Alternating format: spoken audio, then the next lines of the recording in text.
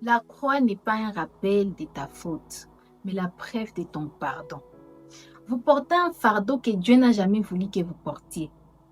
Et si je te disais aujourd'hui que la chose qui t'empêche le plus d'avancer, ce n'est plus les diables, ni les autres, mais ta propre culpabilité.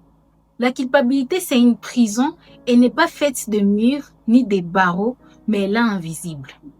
On sourit à l'extérieur, mais à l'intérieur, on se dit, si seulement je n'avais pas fait ça, si seulement je n'avais pas choisi ce chemin. Elle nous enferme dans le passé, elle nous murmure que nous ne valons plus rien, qu'il est trop tard, que Dieu ne peut plus nous utiliser. Mais j'ai une bonne nouvelle. Je suis venue avec une bonne nouvelle aujourd'hui. La culpabilité n'est pas la voie de Dieu.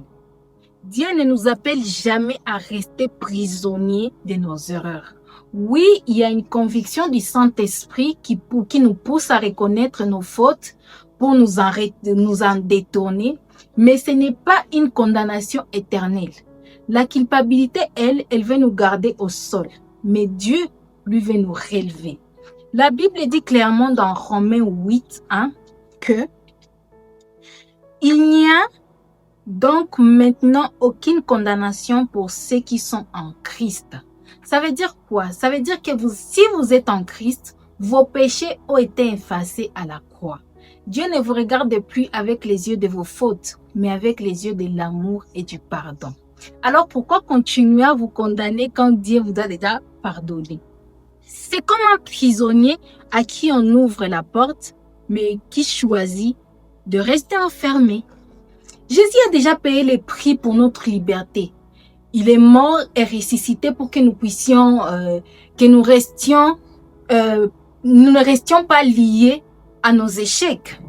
Dans Psaume 103, 12, il est écrit: autant l'Orient est éloigné de l'Occident, autant il est éloigné de nos transgressions.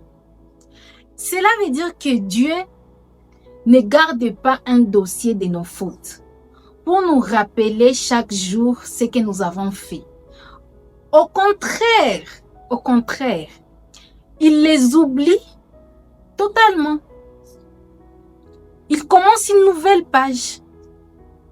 Mais vous me direz sûrement, alors pourquoi est-ce que je me sens encore coupable?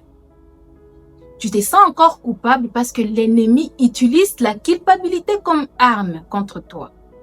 Apocalypse 12 l'appelle l'accuseur de frères.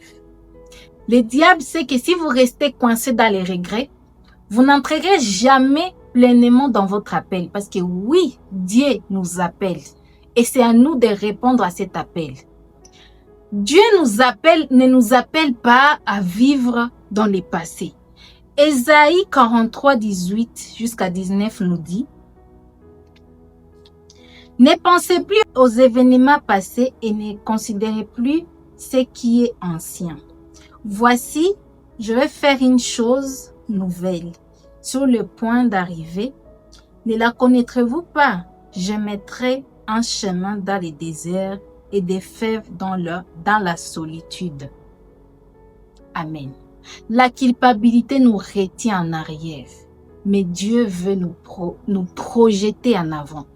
Il veut nous amener à aller plus loin, à suivre notre destinée. Alors aujourd'hui, moi, et j'espère que certains qui sont en train de suivre cette vidéo avec moi, on va prendre une décision. On va déposer notre culpabilité au pied de Jésus. Si on avait mal parlé à quelqu'un, on va demander pardon et avancer.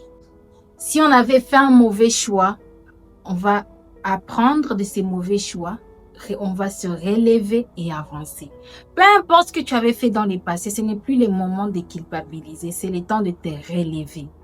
Frères, mes sœurs, la culpabilité est une prison, mais le pardon de Dieu est une clé. Vous n'êtes pas défini par vos erreurs. Vous n'êtes pas défini par vos erreurs, mais par la grâce que Jésus a déversée sur vous à la croix.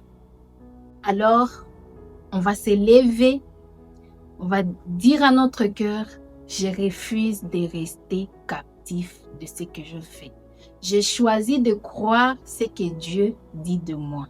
Parce que oui, Dieu nous connaît mieux que personne, mieux que nous-mêmes en plus. Et ce que Dieu dit de toi, c'est ceci: tu es pardonné, tu es aimé et tu es libre. La croix n'est pas un rappel de ta faute, mais la preuve de ton pardon.